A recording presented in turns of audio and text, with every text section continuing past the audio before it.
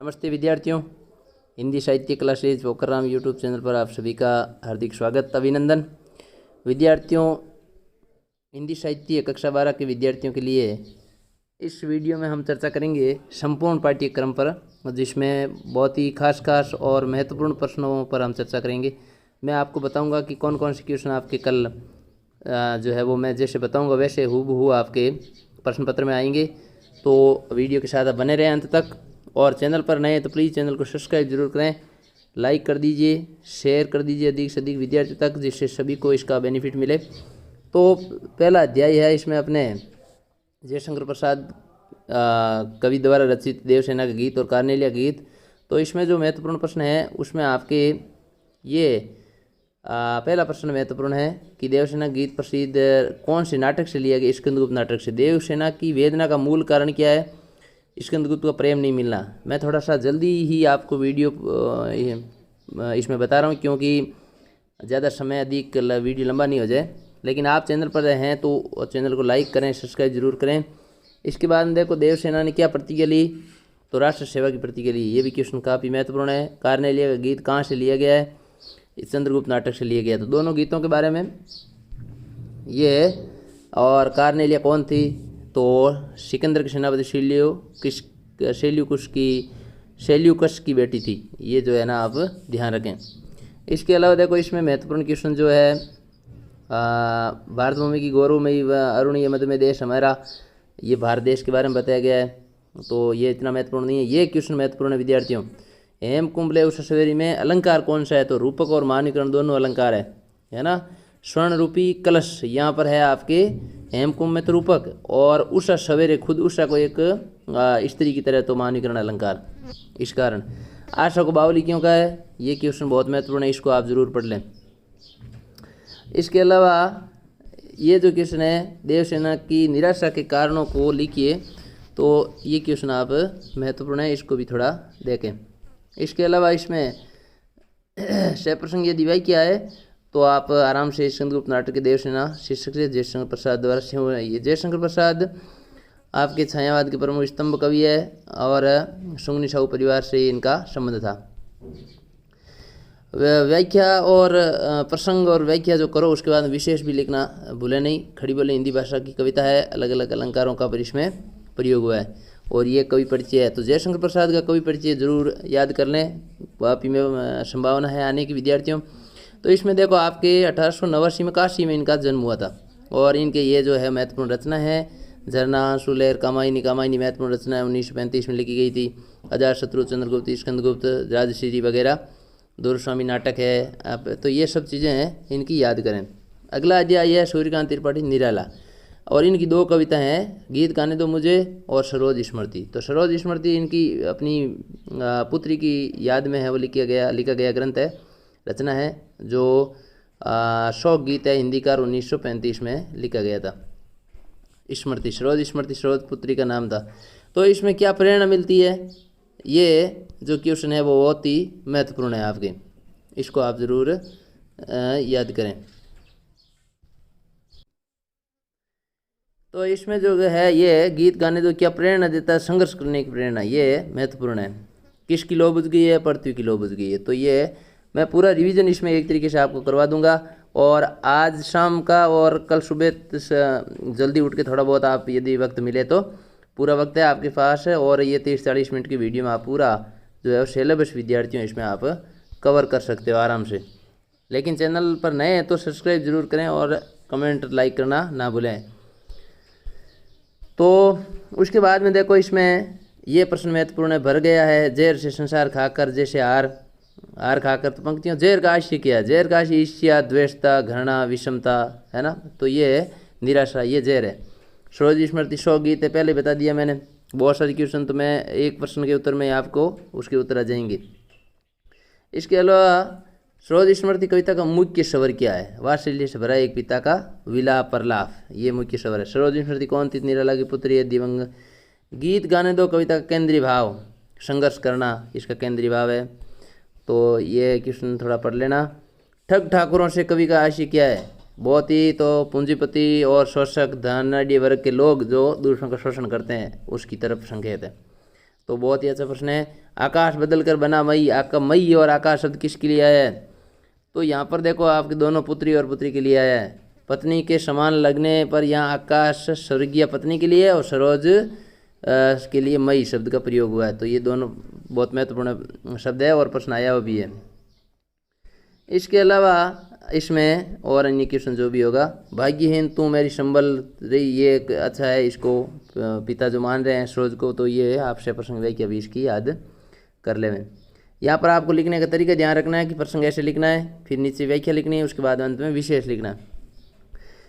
तो बेहतर ढंग से उत्तर लिखें आप, अच्छी तरीके से, हतोत्साहित नहीं होना है, आराम से शांतिपूर्वक और विश्वास आत्मविश्वास के साथ सबसे इजी क्वेश्चन को पहले करना है।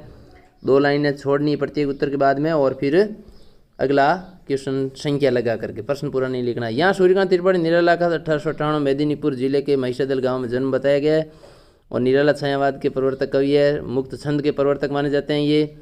तो इन्होंने जीवन में बहुत संघर्ष किया। इनकी रचना परिमल, गीतिका, अनामिका, तुलसीदार, कुकुरमुता, अणिमा और नए पते, ये इनकी प्रमुख रचना है। अगला अध्याय सच्चिदानंद हीरानंद वात्स्यायन अगे, ये दीप अकेला मैंने देखा एक बूंद।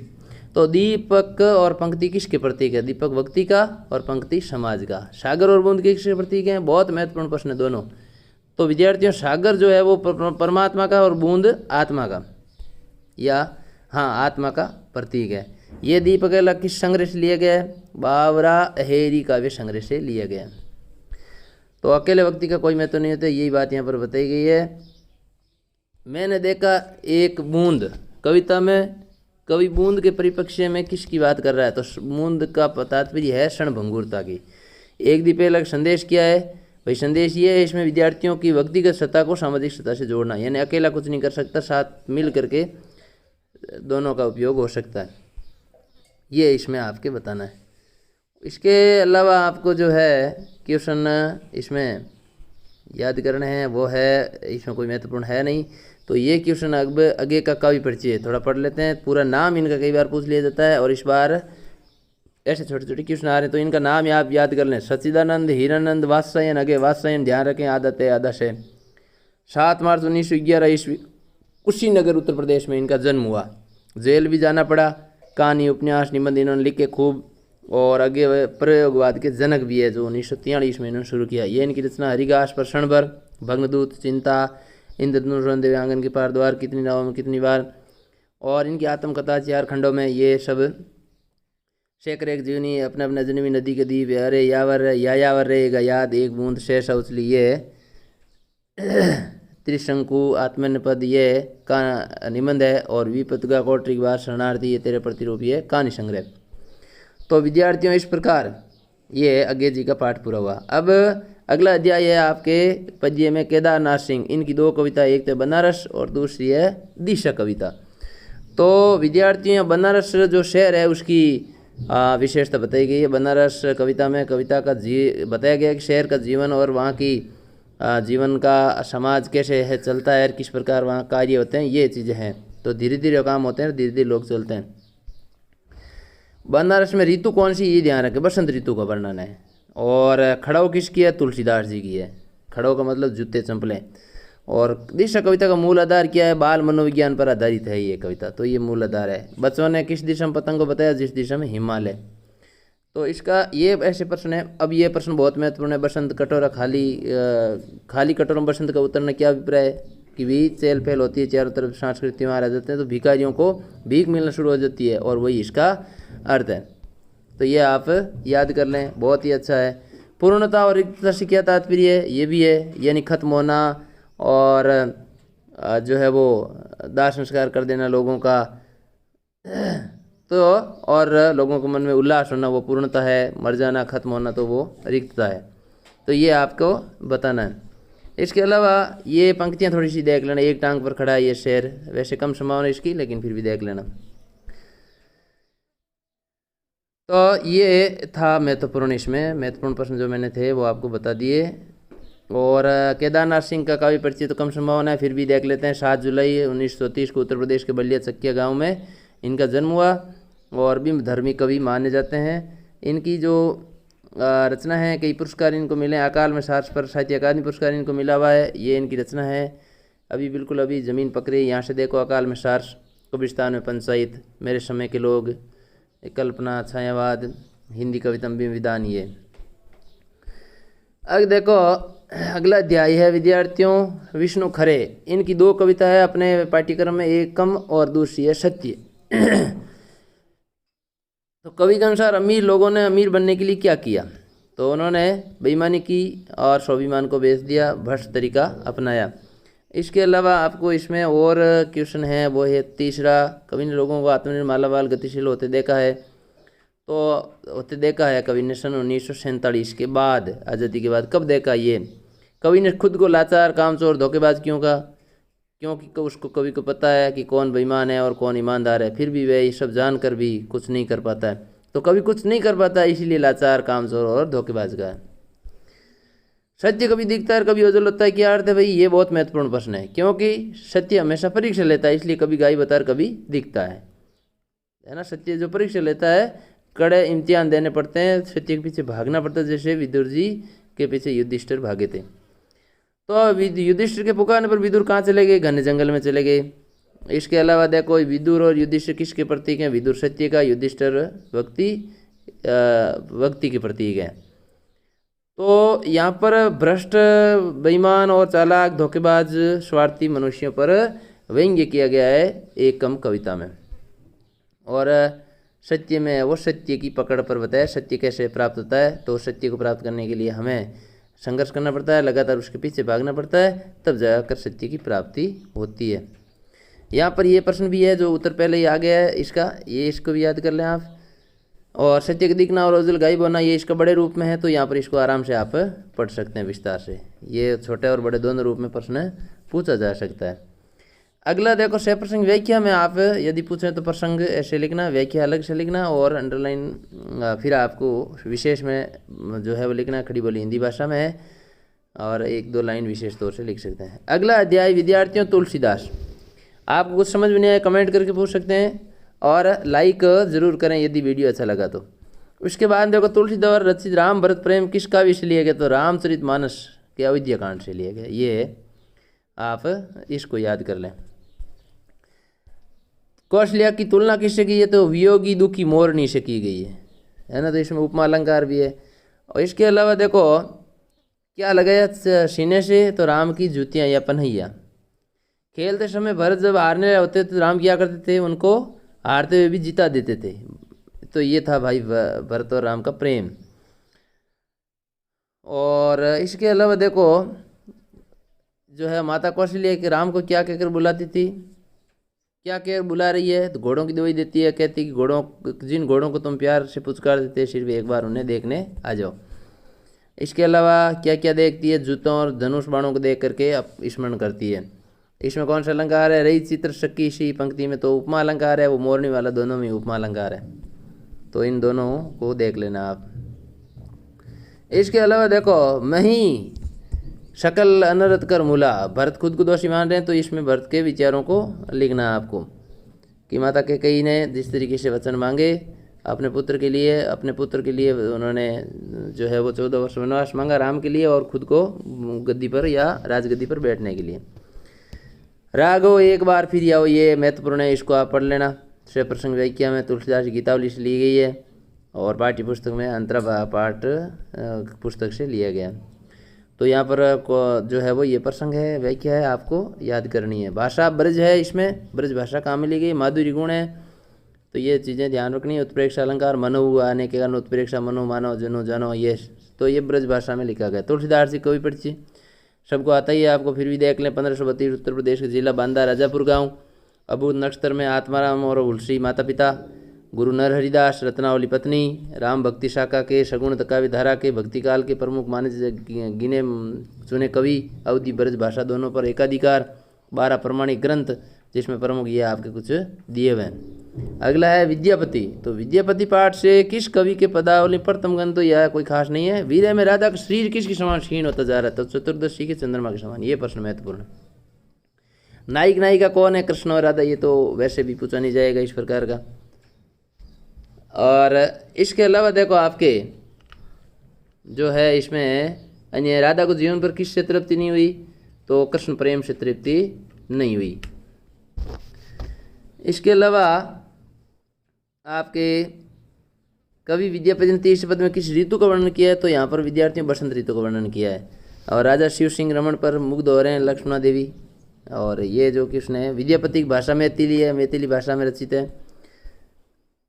इसमें कौन सा अलंकार है? धरी धे की आवर्ती के कारण अनुप्रास और अतिशय अधिक वर्णन किया गया। बड़ा चढ़े तो अतिशयोक्ति अलंकार दोनों है। तो ये भी आप कौन सा अलंकार है? तोहर बिन दिन सन सन तनु छिन चौदशी चांद समान। तो चौदशी चांद समान यानी चतुर्दशी की चंद्रमा के समान, तो इस कारण इसमें उपमा अलंकार है। इसके अलावा देखो विद्यार्थियों, इसमें आपके ये जो कृष्ण है वो याद कर रहे हैं आप। इसमें सहे पीड़ित अनुराग बखानी तिल तिल नूतन होई, तो ये कैसे वो प्रेम के कारण दिन दिन एकदम क्षीण होती जा रही है, तो ये इसका वर्णन करना है। क्या प्रभाव पड़ा? सही, बिल्कुल विपरीत प्रभाव पड़ा, क्योंकि उसका नायक जो है वो यहाँ नहीं था। तो यह है विद्यापति का परिचय। 1380 में बिहार के मधुबनी में जन्म हुआ इनका। राजा शिव सिंह के सब अभिन्न मित्र, भक्तिकाल श्रृंगार के कवि हैं। श्रृंगार रस उनका प्रधान रस है। कीर्तिलता, कीर्ति पताका वगैरह इनकी महत्वपूर्ण रचना है।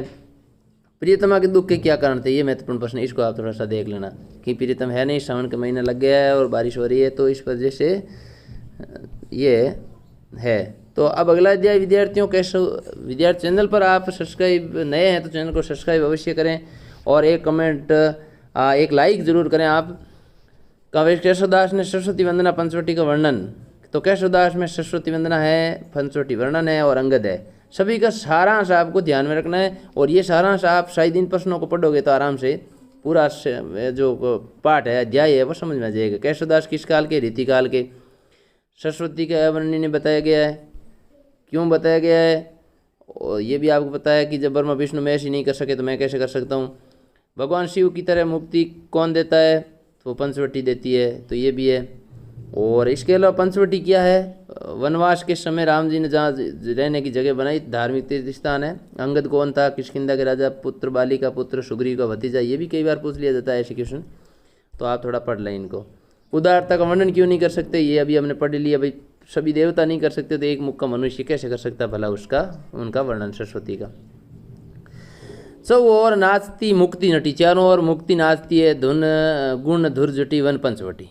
तो पंचवटी भगवान शिव के समान बताया, चारों ओर मुक्ति वहाँ नृत्य करती है, दुख हट जाते हैं और मोक्ष हो जाता है पंचवटी में, इसलिए पंचवटी में जाने की बात कही गई है। ये महत्वपूर्ण है। शिव सिंधु तरियो उनको बंदरा तुम पे धनुरेग तरी ने गई।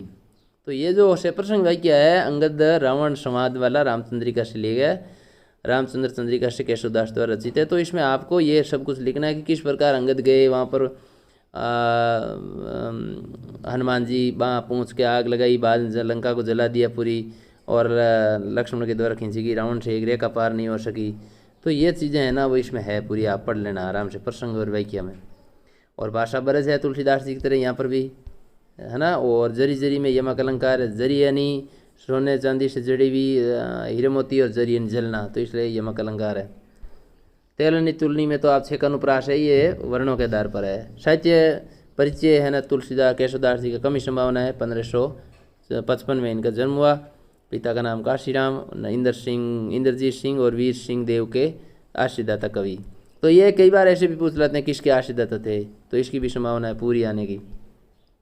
कठिन काव्य का प्रेत किसे कहा जाता है? केशवदास कहा जाता है। ब्रज भाषा है इनकी। तो ये ऐसे कुछ बीच में से प्रश्न बनते हैं। क्लिष्ट काव्य का प्रेत, काव्य में क्लिष्टता के कारण इन कठिन काव्य का प्रेत कहा जाता है। रामचंद्रिका, केशव प्रिया, रसिक प्रिया, कवि प्रिया, विज्ञान गीता, छंदमाला, जहांगीर जस चंद्रिका, रत्न बावनी, ये इनकी प्रमुख रचना है विद्यार्थियों। अब देखो आपके पद्य भाग में हो गए पूरे, और गद्य भाग के मैं पाठों के बारे में बता रहा हूँ विद्यार्थियों। व्याकरण के बारे में मैंने विशेष वीडियो बना के भेज दिया आपके। छंद, अलंकार, काव्य गुण, काव्य दोष, और कविता, नाटक, विशेष लेखन, कहानी, इन सब के बारे में मैंने भेज दिया पहले ही, आप उनको देख लें। अभिव्यक्ति और माध्यम पुस्तक को भी पूरा करवा दिया है। तो मैं जी जान से आपके लिए कोशिश कर रहा हूँ पूरी कि अच्छे नंबर आएँ। आप इतनी सहयोग करें कि चैनल को आगे बढ़ाएं और सब्सक्राइब करें, अधिक से अधिक लोगों को जोड़ें, और वीडियो अच्छा लगा तो लाइक ज़रूर करें। एक लाइक हमें बहुत सपोर्ट करता है। तो इस प्रकार बद्रीनाथ चौधरी से परिचय कहाँ हुआ? तो रामचंद्र मिर्ज़ापुर में हुआ, ये इस स्थान पूछ लिया जाता है कई बार। और भारत जीवन की प्रेस पुस्तक किसके घर से आती थी? आचार्य रामचंद्र के शुक्ल के घर से आती थी। तो प्रेस का नाम भारत जीवन प्रेस, ये भी ध्यान रखें आप। भारतेंदु जी, रामचंद्र शुक्ल के पिताजी किसके नाटक अतिप्रिय थे? भारतेंदु। सत्य हरिश्चंद्र और भारतेंदु हरिश्चंद्र में भी अंतर नहीं कर सके, वो भी प्रश्न है इसमें। इसके अलावा देखो इसमें क्वेश्चन जो है ना वो ये क्या है, ये आ गया देखो, सत्य हरिश्चंद्र और भारतेंदु हरिश्चंद्र में क्या अंतर है? तो एक नाटक है सत्य हरिश्चंद्र, और भारतेंदु हरिश्चंद्र कवि है, लेखक हैं जिनके द्वारा लिखा गया है। इसके अलावा इसमें आपके जो प्रश्न है वो है आपके ये, प्रेमगंज छाया स्मृति शुक्ल के भाषा परिवेश पर रुझानों पर प्रकाश डाली। इतना महत्वपूर्ण है नहीं, फिर भी आप देख लें इसको।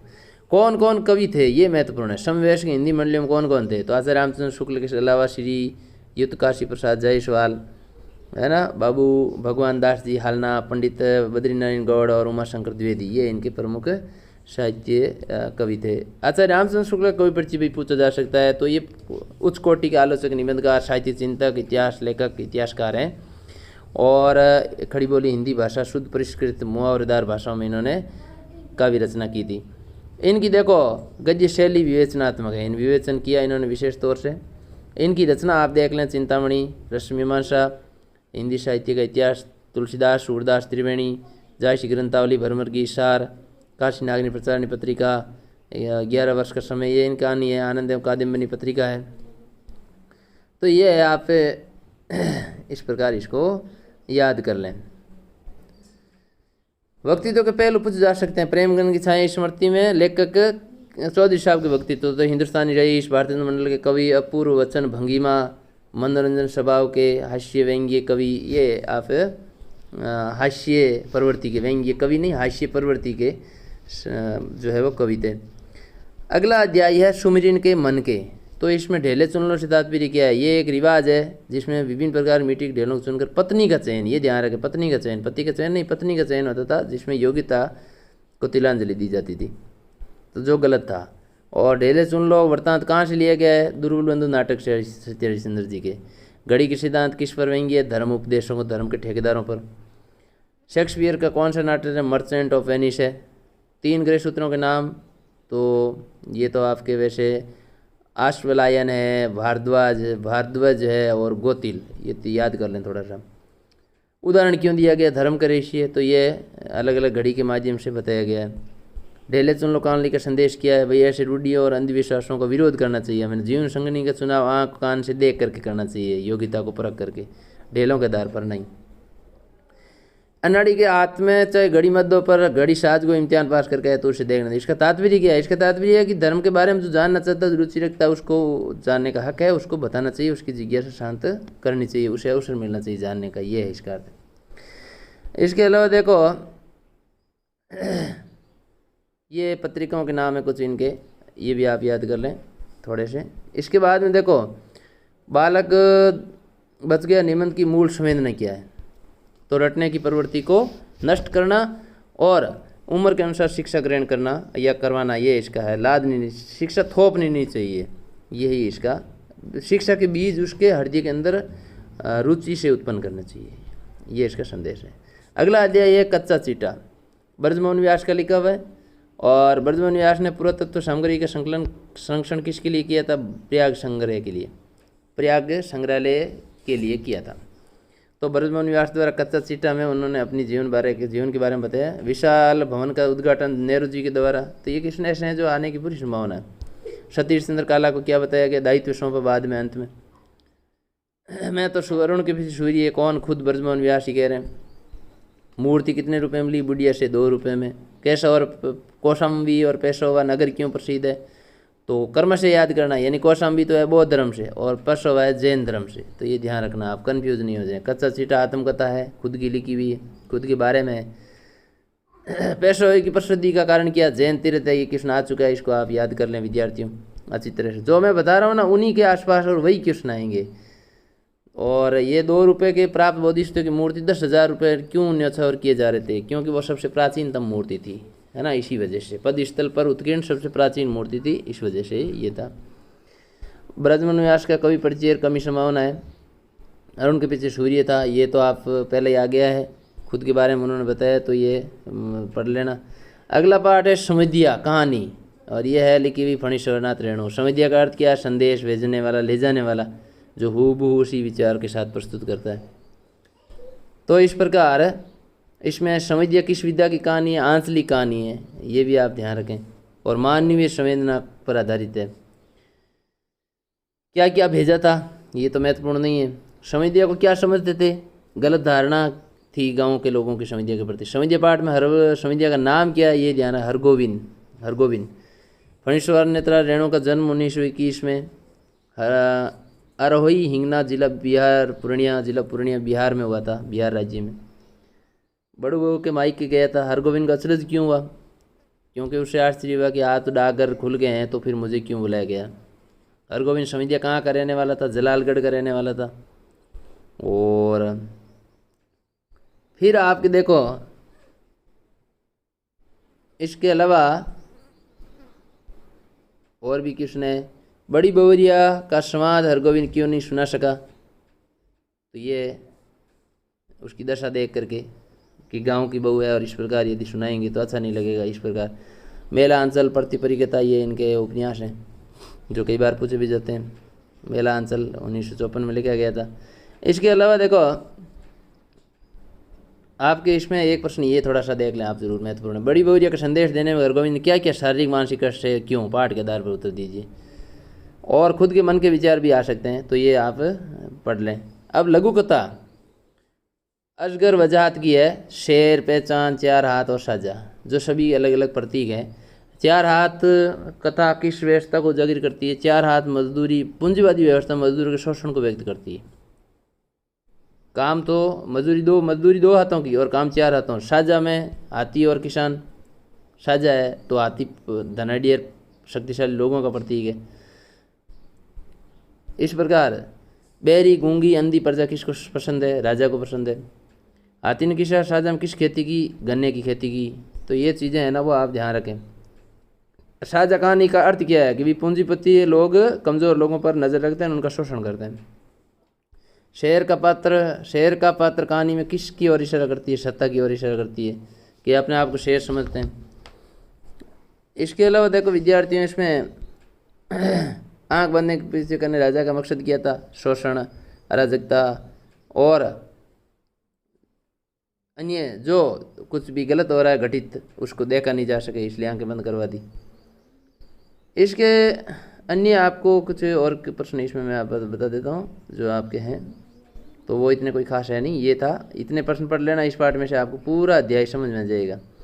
अब अगला अध्याय है विद्यार्थियों, जहाँ कोई वापसी नहीं, और यह है निर्मल वर्मा का लिखा हुआ।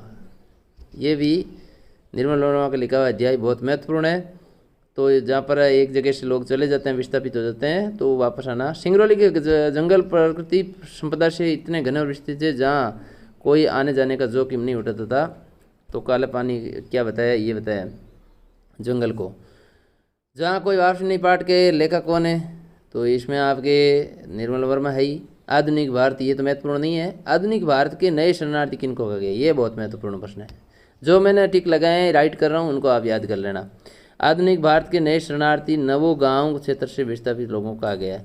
और जिन विद्यार्थियों की मान लो थोड़ी सी IQ कम है या बड़े प्रश्न नहीं याद कर सकते, तो मैंने बताया उनको याद कर लेना। आपको किसी पूछने की आवश्यकता नहीं है, आपके 60, 50, 60, 70 नंबर आराम से आ जाएंगे।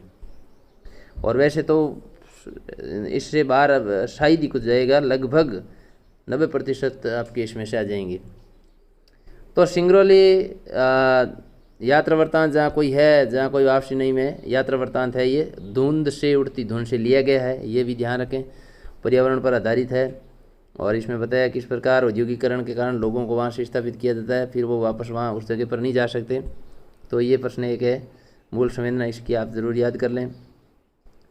और अमजद से आप क्या समझते हैं? आम के पेड़ों से घिरा हुआ गाँव। और तीसरा प्रश्न, ये भी दोनों प्रश्न महत्वपूर्ण है, इनको आप याद करें। और ये जो है परिंदे, जलती झाड़ी, तीन एकांत, पिछली गर्मियों में, काव्य और काला पानी, वे दिन, लालटीन की छत, चिड़ों पर चांदनी धुंध से उड़ती, ये तो रचना है, इनकी नहीं आएगी। इसके अलावा इसमें बड़े प्रश्नों में आपके पर्यावरण संकट पर पैदा कर दिया, ये क्वेश्चन बहुत महत्वपूर्ण है, इसको आप थोड़ा सा देख लें। इसको देख लोगे वो पीछे वाले क्वेश्चन अपना आप ही छोटे जो हैं लघुतरात्मक, वो अपना आप समझ में जाएंगे। दूसरा देवदास, ममता कालिया की लिखी कहानी है, बहुत प्रसिद्ध है। ममता कालिया की कहानी दूसरा देवदास का नायक संभव है, और पारो वो लड़की है, मिलती है तो पहली मुलाकात गंगा किनारे हर की पौड़ी पर होती है। मानवीय संवेदना, युवा मन की संवेदनाओं का इसमें चित्रण किया गया है। रोपवे किस कंपनी का था, ये प्रश्न आया हुआ है, आप ध्यान रखें। तो ब्रेको सर्विस कंपनी का, रोपवे उषा ब्रेको सर्विस कंपनी का, उषा ब्रेको सर्विस कंपनी का। तो ये ध्यान रखें आप, ऐसे क्वेश्चन आ जाते हैं जो हम आशा ही नहीं करते हैं जिनकी, वो आ जाते हैं बहुत ही आसानी से। लोग वहाँ आरती करने क्यों जाते थे? मन्नतें पूरी हो, खुशियाँ मिले, आनंद मिले, इसलिए। शंभू को रात को नींद क्यों नहीं आती थी? वजह पारो थी उसकी, प्रेम में पागल हो गया रात भर, इस वजह से नींद नहीं आ रही थी। इसके अलावा आपको देखो इसमें पाठ में जो है ये प्रश्न है, मनोकामना की गांठ भी अद्भुत अनोखी कैसे? दूसरे देवदास पाठ के आधार पर बताइए। इसके अलावा इसकी संवेदना आप याद कर लें, कहानी की संवेदना हर पाठ की। तो युवा मन की भावुकता का चित्रण है इसमें, और एक लड़की से जैसे मुलाकात होती है, बाद में दोनों को पति पत्नी का आशीर्वाद दे देता पंडित, ये सब इसमें पूरा है, आराम से समझ लें आप। अब आपके इसको सिक्योरिटी मिशन, इसके में सह प्रसंग व्याख्या, तो सह प्रसंग व्याख्या में आप जितने हैं आराम से कर लोगे, इसमें कोई बताने की आवश्यकता नहीं है विद्यार्थियों। तो जितने भी प्रसंग में और व्याख्या, ध्यान रखें कि प्रसंग लिखें, संदर्भ कोई ज़रूरी नहीं है, चाहो तो आप लिख दो, लेकिन प्रसंग और व्याख्या और विशेष ये चीज़ें ज़रूर है लिखनी, जो अति आवश्यक है। तो ये गद्य पद्य संपूर्ण मैंने आपको बता दिए हैं, सभी महत्वपूर्ण पाठ। कंप्यूटर शिक्षा और साक्षरता ये निबंध है, तो इसको आप याद कर लेना चाहो तो।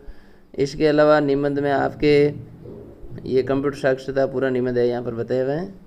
इसके अलावा इसमें निबंध और कौन कौन से दिए हुए हैं, निबंध लिखने की शैली, निबंध तरीका जो है वो आप ध्यान रखें कि किस प्रकार निबंध लिखना है। यानी निबंध लिखते समय आप पहले हेडिंग लगाएं, एक विषय पर निबंध लिखें, और उसकी रूपरेखा में संकेत बिंदु में बिंदु लिखें, फिर क्रम वाइज एक एक सिलसिलेवार एक का वर्णन करें। विद्यार्थी जीवन में अनुशासन ये तो इतना महत्वपूर्ण नहीं है। सबसे प्रिय कवि तुलसीदास वगैरह इन पर आ सकता है। बाकी आपके जो नवीन विषय हैं अभी उन पर आप ध्यान रखें, विशेषतः टेक्नोलॉजी है, डिजिटल इंडिया वगैरह है, इन पर कोरोना वायरस पर भी आ सकता है, अभी आया भी था। तो बेटी बचाओ बेटी पढ़ाओ पर, भ्रष्टाचार भी महत्वपूर्ण है, तो इस पर भी आप याद कर लें।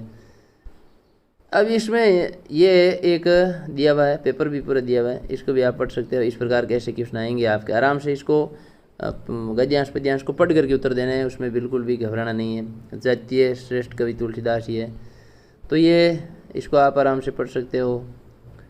और अपठित पद्यांश गद्यांश आपके उसमें से आएंगे पूरे के पूरे, ये जो है वो आप हल कर सकते हो। कोमलकांत पदावली माधुरी गुण मैंने वैसे बता दिए। काव्य में दोष रस का बाधक होता है, ये पता ही है आपको। जहाँ और अलंकार वैसे समझा दिए यहाँ, और देखो जहाँ कारण होने पर भी कार्य विशेषोक्ति, इसका उल्टा कारण हो फिर भी काम नहीं हो तो वो तो विशेषोक्ति, और कारण है बिना कारण के काम तो विभावना, तो ये उल्टे हैं, है ना। समासोक्ति विशेषोक्ति एक दूसरे के विपरीत हैं, अन्योक्ति वगैरह। उपमा का प्रतीप छपे छंद, है ना, छपे छंद आपके रोला और उलाला से मिलकर बनता है, ये भी ध्यान रखें। छंद के बारे में एक वीडियो अभी आपके शाम तक मैं और डाल दूंगा, जिसमें छंद बचे हुए हैं थोड़े से, छपे छंद और छपे छंद, रोला और उलाला, रोऊँ ये ट्रिक है इसकी। तो सवैया में समरणिक श्रेणी का छंद है, ये देखो शब्द दिए हुए हैं। अन्योक्ति समासोक्ति कम की अंतर समझाइए, तो अन्योक्ति में अप्रस्तुत के द्वारा प्रस्तुत, समासोक्ति में प्रस्तुत के साथ अप्रस्तुत, दोनों का वर्णन होता है। इसमें अप्रस्तुत के द्वारा प्रस्तुत का कैसे, ये मैंने आपको सब बता दिया, उसमें वीडियो देख सकते हैं आप वहाँ जा करके। और ये व्याकरण विशेष लेखन की किन क्षेत्रों में जरूरत पड़ती है, जटिल क्षेत्र हो, तकनीकी से युक्त हो। पत्रकार कितने प्रकार के होते हैं, पूर्णकालिक, अंशकालिक, फ्रीलांसर, 3 प्रकार के होते हैं। तो ये सब चीज़ बीट किसे कहते हैं, ये मेरे वीडियो डाले हुए हैं, कहानी, कविता, नाटक और विशेष लेखन से संबंधित, तो आप उन वीडियो को देख सकते हो आराम से, मेरे यूट्यूब चैनल पर मिल जाएंगे आपको। नाटक का महत्वपूर्ण अंग कौन सा है, ये महत्वपूर्ण प्रश्न है देखो, तो इसको आप याद कर लें। रंगमंच को कहा जाता है, दूसरा अंग है मैं कथोपकथन संवाद है। फीचर लेखन किसे कहते हैं, ये बहुत महत्वपूर्ण है। खोज परक, खेल परक फीचर, विज्ञान परक फीचर, इनको भी आप याद कर लें। तो विद्यार्थियों, गीत और मोती की सार्थकता किससे जुड़ी हुई है, ये बीच में से प्रश्न आ गया, पता नहीं कहाँ से आया है, इसको भी देख लें आप। रही चित्र किसी, केशवदास और आगे का काव्य परिचित, आगे का काव्य संभावना आप आराम से याद कर लें, है ना, आगे का आप ज़रूर याद। इसके अलावा ये, हाँ, अगर वो पूरा चल रहा है, एक मॉडल पेपर है, उसके कारण ये प्रश्न है बीच में। आरोहण, बाढ़ में बूढ़े त्रिलोक सिंह को पास चढ़ना अजीब क्यों लग रहा था, तो ये भी है, इसमें आप ये भी प्रश्न याद करें विद्यार्थियों। मालवा खाओ जोड़ो सभ्यता, क्या बताने का प्रयास किया, इसको आप याद कर लें। ये पूछ की राख नहीं थी, तो ये पेपर है पूरा जो मैं बता रहा हूँ। आगे देखो आप, इसमें और भी हम देखते हैं। कोरोना वायरस पर निबंध भी आया हुआ है, तो कोरोना काल और शिक्षा, कोरोना वायरस और राष्ट्र निर्माण में नारी की भूमिका, ये युवाओं का योगदान, ये ऐसे निबंध आप ज़रूर याद करें। ये निबंध यहाँ दिए हुए भी हैं। उपसर्ग पर्ची बताइए, तो ये आप अलग अलग करना आराम से निकाल सकते हो। संसार में कौन से लोग अपमान सहते हैं, जो ये सभी हैं उपयुक्त सभी। अलंकार कौन सा, संवाददाता किसे कहते हैं, रिपोर्टर किसे कहते हैं, इसको। विशेष लेखन, साहित्य लेखन, पत्रकार लेखन, साहित्य लेखन में क्या अंतर है, ये बहुत ही महत्वपूर्ण चीज़ है। पत्रकार लेखन संबंध वास्तविक घटना समस्या मुद्दों से, साहित्य लेखन का कल्पना से होता है, कभी कल्पना दी करता है ना, इस वजह से। ये कौन सच्ची है, देखो। उपयुक्त अलंकार, नाम और लक्षण, प्रश्न ऐसे आएंगे आपके, अतिलघुतरा प्रश्न को उत्तर दीजिए। बिनु पद चले शून्य बिनु कारण, तो विभावन अलंकार है, आपको पूरी परिभाषा लिखनी है कि बिना कारण के जब काम घटित हो कार्य। विशेष रिपोर्ट किसे कहते हैं, फीचर लेखन आपको बता ही दिया है। जयशंकर प्रसाद कवि परिचय, तो ये बहुत सारे यहाँ पर इसमें दिए हुए हैं, आप इसको पढ़ लें, पूरा का पूरा आपके सिलेबस कवर है विद्यार्थियों। ये गद्यांश पद्यांश है, फिर से आगे आपके पठित नहीं पठित काव्यांश किसी एक किसी भाई के आगे द्वारा लिए गए, ये दिशा कविता से लिया गया। हिमालय किधर है बना, केदारनाथ सिंह के द्वारा रचित है।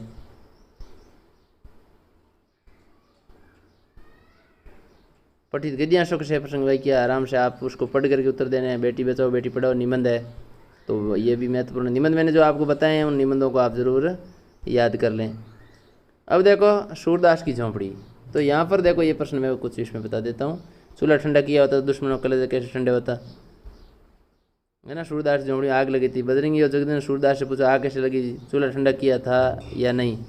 इस पर नायक ने उत्तर दिया चूल्हा ठंडा किया होता तो दुश्मनों का कलेजा। सूरदास का किसी बात की ओर ध्यान नहीं था, उसे अपनी झोंपड़ी और बर्तन की चिंता थी। तो ये वो जो है इस प्रकार इसका प्रश्न है। ये फूस की राख नहीं थी अभिलाषाओं की, ये प्रश्न महत्वपूर्ण, दोनों क्वेश्चन महत्वपूर्ण है, आप याद कर लें इनको। इसके अलावा इसमें अन्य कोई महत्वपूर्ण प्रश्न है नहीं।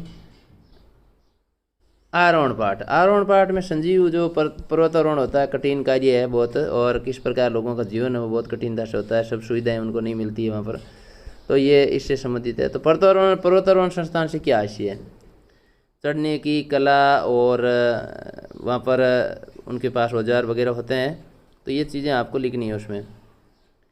इसके अलावा भूप दादा छिपकली थे, मानवानुष थे, रोबोट थे, कथन को भूप सिंह चरित्र की विशेषता लिखो, तो भूप दादा के चरित्र की विशेषता आपको लिखनी है भूप सिंह की। इसके अलावा ये इसमें मालवा धरती वाला जो पाठ है वो है, तो डगडग रोटी पग पग नीर वाला किसके बारे में क्या गया, ये प्रश्न रट लेना आप अच्छी तरह से, इसको पढ़ लेना। अब देखो विद्यार्थियों, वापस गुण दोष छंद और अलंकार जो मेरे द्वारा आपको समझाए हुए हैं। ओज गुण कहाँ होता है, यहाँ पर यमक अलंकार है, और इसके अलावा 6 में 6 चरण वाला जो होता है वो आपके ये होता है छपे छंद, प्रस्तुत है प्रस्तुत का बोध, तो समासोक्ति होता है दोनों का, और अप्रस्तुत के द्वारा प्रस्तुत तो अन्योक्ति। तो श्रुति कट तो सुनने में कड़वा, है ना। कुंडलिया छंद के प्रति चरण में कुंडलियाँ 2 रो से बनता है, 2 और रोला से 24 मात्रा होती है। व्यतिरेक अलंकार में उपमान की अपेक्षा उपमेय को बढ़ा करके दिखाया जाता है। भरतमुनि ने गुणों की संख्या 10 बताई है। ये विभावन अलंकार है, बहुत अच्छी प्रश्न है। यहाँ पर देखो ये मन हरित कवित्व में 31 वर्ण होते हैं, तो छपे और मनहरण कविति बचे हुए थे मेरे, आपके छंद बचे हुए थे जो यहाँ पर भी दिए हुए हैं। और बिना कारण के कार्य योजना, विभावना अलंकार है, बहुत ही जहाँ शब्द से चमत्कार और शब्दालंकार, अर्थ से और श्रद्धा या पुलों, गीति के छंद में 26 मात्रा, छपे छंद में विषम मात्रिक छंद है, रोऊ इसका है, रोला और उल्ला से बनता है, कुंडलिया 2 रो से 2 ट्रिक है। सब कुछ मेरे आपको समझाए हुए वीडियो है, वहाँ आराम से देख सकते हो आप चाहो तो। ये विस्तार से यहाँ पर देखो समझाए हुए हैं, इनको आप याद कर सकते हैं। प्रतीक अलंकार, अलंकार का अर्थ और परिभाषा, आभूषण या गहना होता है, और परिभाषा आपको मेरे वीडियो में पहले ही बताई हुई है। शेखावटी मिश्रण में अब इसमें आगे देखो, समाचार लेखन के 3 प्रकार हैं और उल्टा पिरामिड शैली में लिखे जाते हैं। नवीनतम घटना और समसामयिक पर आधारित सूचना को समाचार कहते हैं। ककार 6 होते हैं। विस्तृत सूचना ककार है जो क्यों और कैसे हैं। इंट्रो, बॉडी, समापन 3 भाग हैं। ये इसका चित्र भी है, ऐसे आप चित्र बना सकते हो और चित्र बना के दर्शा सकते हो। अच्छे लेखन की विशेषता क्या है। पत्रकार 3 प्रकार के होते हैं। फीचर लेखन किसे कहते हैं। विशेष रिपोर्ट क्या होती है। तो ये ऐसे प्रश्न आएंगे आपके इसमें। आपके अन्य जो प्रश्न हैं, न्यूज़ किसे कहते हैं, एंकर न्यूज़ किसे कहते हैं, फ़ोन इन किसे कहते हैं, फ़ोन से लेकर के सूचना देना आप टीवी पर तो वो फ़ोन इन है। कविता लेखन की प्रक्रिया, ये मेरे पूरे वीडियो भेजे हुए हैं, आप उन वीडियो में से आराम से पूरा समझ सकते हो, मैंने डाल दिए हैं। ये दोष हैं आपके, तो दोष और गुण मैंने पहले वीडियो में आपको समझा दिए हैं और बहुत ही अच्छी तरह समझाए हुए हैं। क्लिष्ट दोष कठिनता से, एम श्रुता पतिवान, तुम इसमें रति न फेर, तो अर्थ मातापति करनी पड़ी, क्लिष्ट दोष। या पार्वतीपति शिव का वाहन बैल अर्थात मूर्ख है जो आसानी समझ में नहीं आता है, तो ये इतना अर्थ के लिए इतना दिया आपको। इस असली युद्ध संस्कृति दोष है। प्रसाद गुण है, सीधा साधा होता है। ओज गुण वीरता में होता है और माधुर्य गुण भक्ति में, मधुरता में होता है। चित्त को पिघला दे, मंद मंद मुरली बजावत धरे, अदर धरे। तो ये दुष्कर्मत्व दोष, शास्त्रों और परंपरा के विरोध कोई विपरीत बात हो तो वहाँ दुष्कर्मत्व दोष होता है। मारुत नंदन मारुत को, तो इसमें आपके जो है वो क्रम गलत है। और जो मेरे वीडियो में वहाँ पर समझाए हुए हैं अच्छी तरह से आपको, श्रुति कट से सुनने में जो कड़वा लगे, तो यही दोष आपके आएंगे। अब पाठ्य पुस्तक आधारित वस्तुनिष्ठ प्रश्न, तो इसमें भी ये वस्तुनिष्ठ प्रश्न है कुछ, आप देख रहे हैं। आगे कठिन डगर है, कवि का डगर से क्या तात्पर्य है, प्रगति की डगर होती है। तो जन गंगा में ज्वार पंक्ति में, तो इस प्रकार पूरा मैंने यह सिलेबस आपके इस वीडियो के माध्यम से कवर करने की कोशिश की है। अब आशा करता हूँ आपका पेपर बहुत अच्छा होगा। बहुत बहुत शुभकामनाएं वीडियो अंत तक देखने के लिए, और चैनल को सब्सक्राइब ज़रूर करें, शेयर करें और एक लाइक तो अवश्य करें। थैंक यू विद्यार्थियों। जय हिंद, जय भारत।